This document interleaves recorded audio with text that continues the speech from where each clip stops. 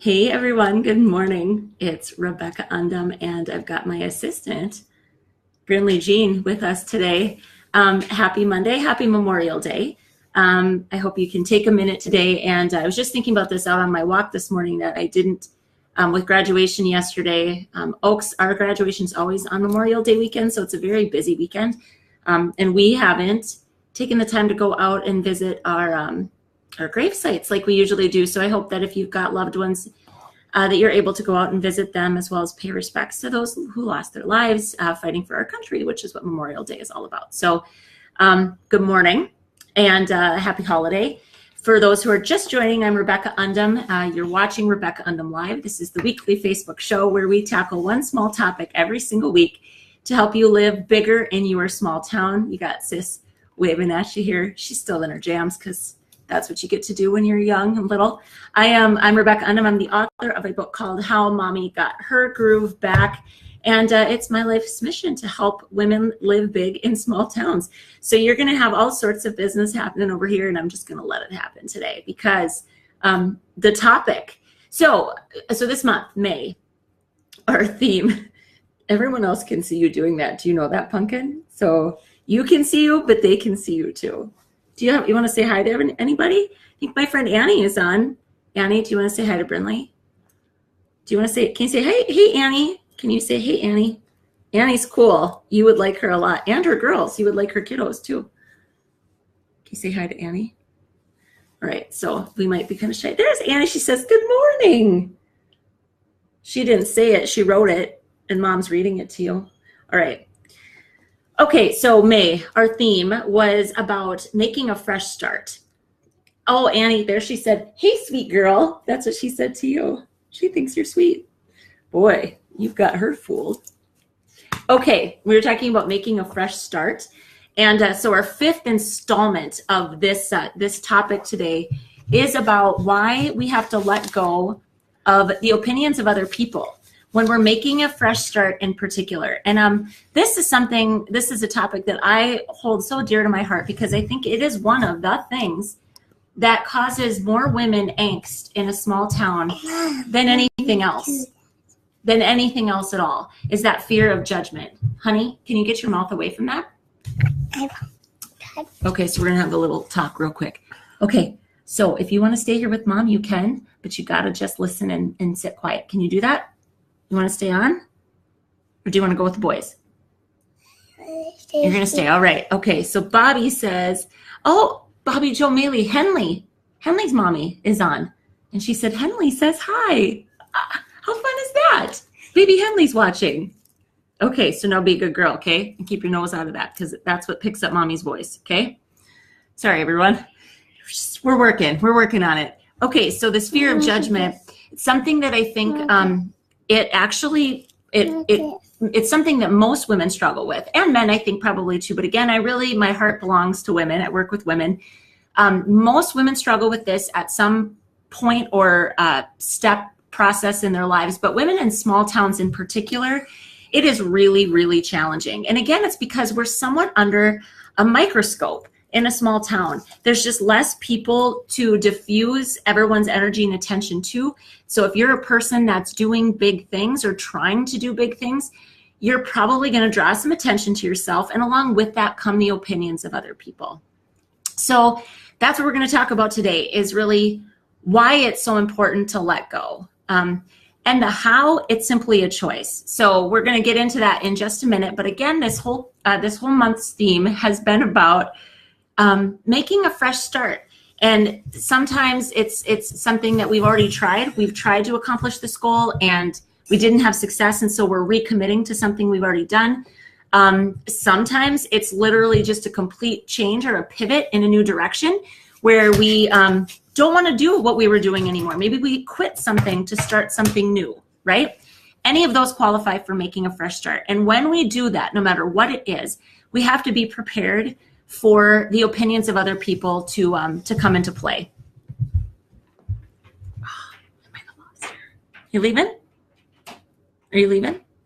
No, I just don't want to play. Okay. All right. So here's what I'm bringing at you today in terms of this whole concept of letting go of what other people think. Hang on 1 second. Yeah, okay. Oh, doing Facebook Lives with my children is always such a trip. Okay, so there was a book that a woman named, her name was, I believe you pronounce it Bronnie, Bronnie. She was a hospice nurse or a palliative care nurse, and she did a lot of research. And from that research, just talking to the people that she was serving towards the end of their lives, and she wrote a book called Regrets of the Dying. And I've never read the entire book in all honesty, but I've kind of read the Cliff Notes. And there were 5 main things that came through as themes that most of these people, now some were more for men, but there were 5 main regrets of the dying that she worked with. And we're going to talk about 3 of them today because they tie directly to this idea of holding yourself back from the things you want to do and the dreams you want to pursue because you're worried about what other people think. So the very first thing, the most common regret of all the people that this woman interviewed was they wish they'd had the courage to live a life true to themselves, not what the life that others expected of them. So that's 100% spot on, direct to this whole idea of not doing something you want to do because you're afraid of what other people will think. So what she'd said that is most people realize that when their life is almost over and they look back clearly on it, which I get it's perspective, but our whole goal is to do everything we can to create that perspective now, right? And it's very hard to do. It's very different than having the whole life and having experienced it. But the reason she wrote the book is so we could pick up some cues about you guys, for real. Hey, Brinley, you can come in here, but let's not cry. Okay, come sit with me. Come sit with me. Oh, you guys. Okay. Yep. All right. The reason this woman wrote this book was to tell us the things that weigh heavily on the hearts and the minds of the people whose lives are nearly over.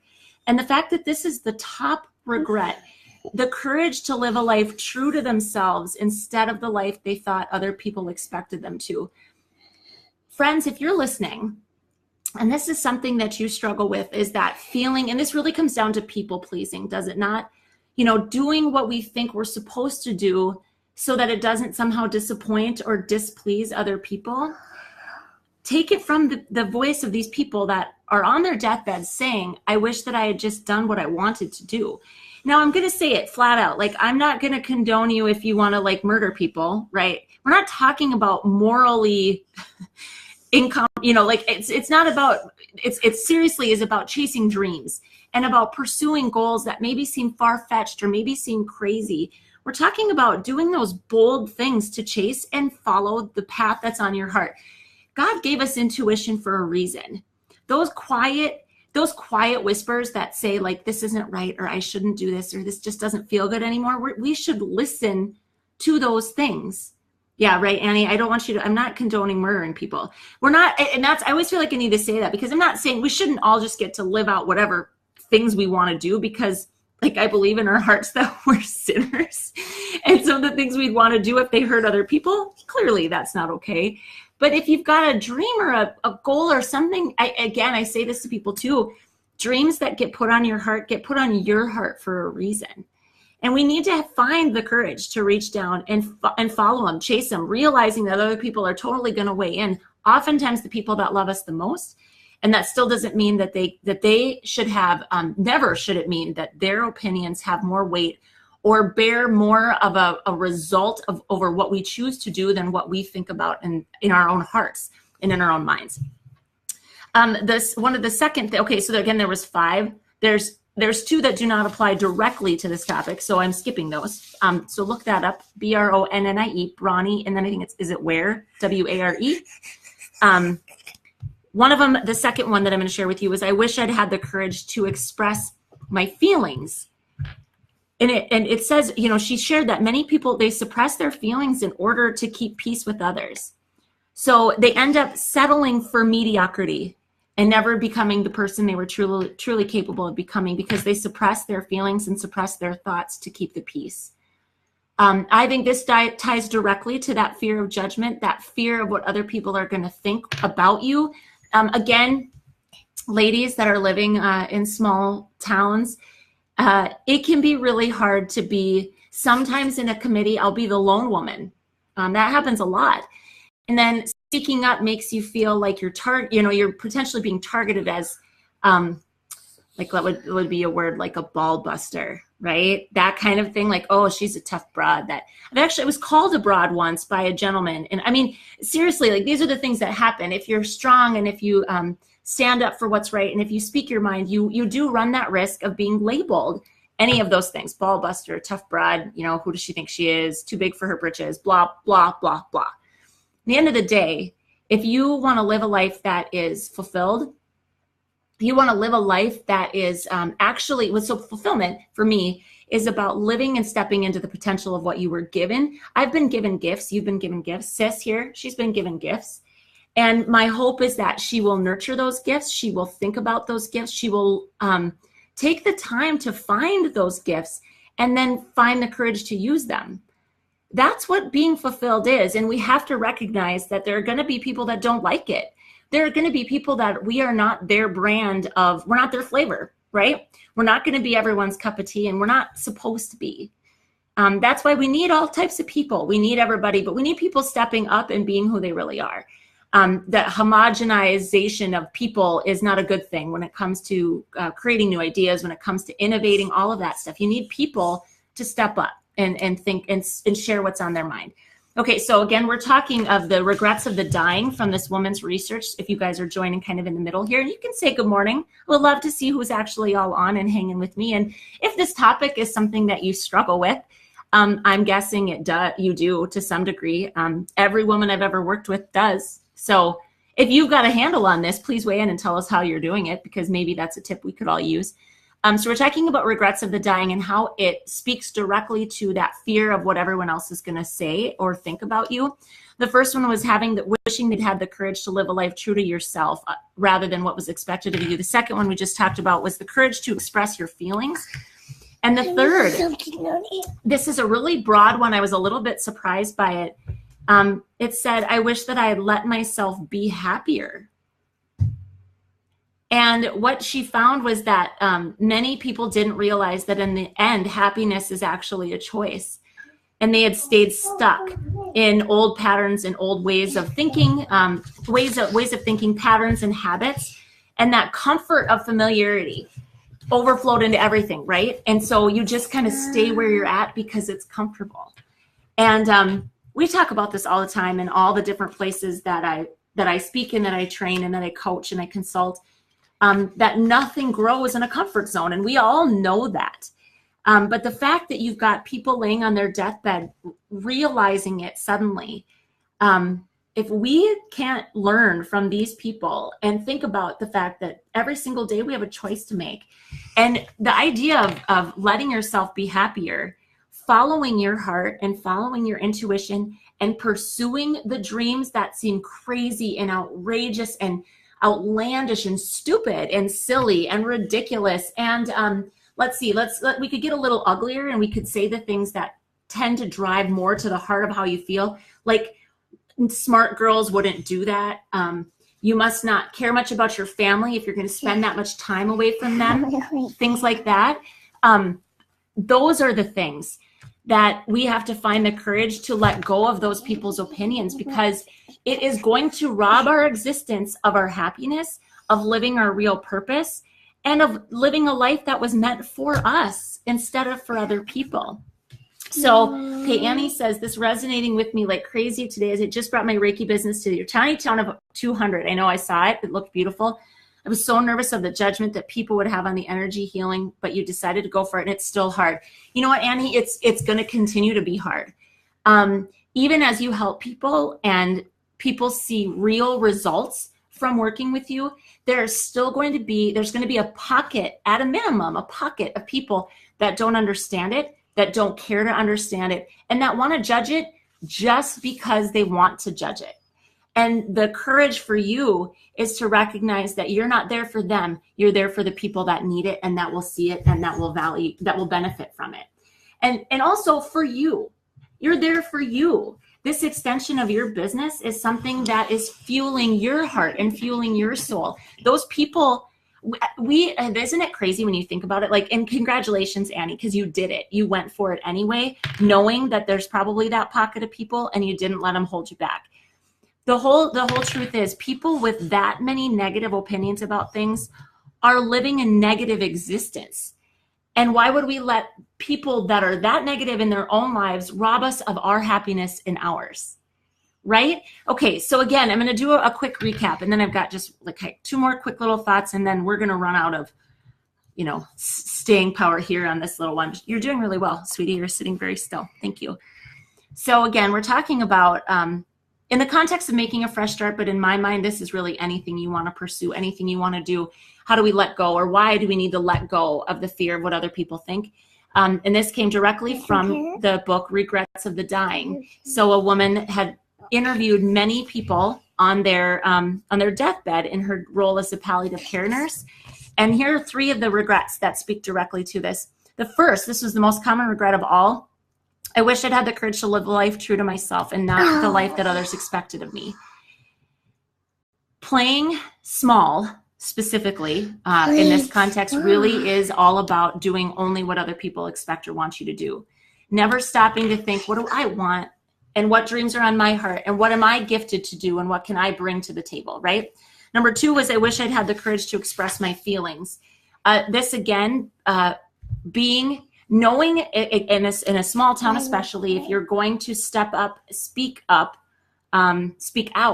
you're going to potentially put a target on your back as somebody that's maybe an instigator or a pot stirrer or whatever. There's going to be some labels, right? You still have to find the courage to speak, because expressing your feelings is a part of living a fulfilled life. And then number 3 is, I wish that I'd let myself be happier. Most of us move through life forgetting that happess is an inside job, and that we have a choice, and that we get to choose. And choosing to stay in the safe lane, or in doing only what's comfortable for us because it's simpler and easier, is not the way to grow, and it's not the way to happiness, because eventually we stagnate and we settle for mediocrity. So I hope that these things I'm not playing that.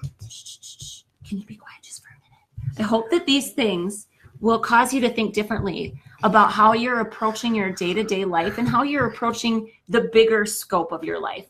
Are you in a job that you want to be in?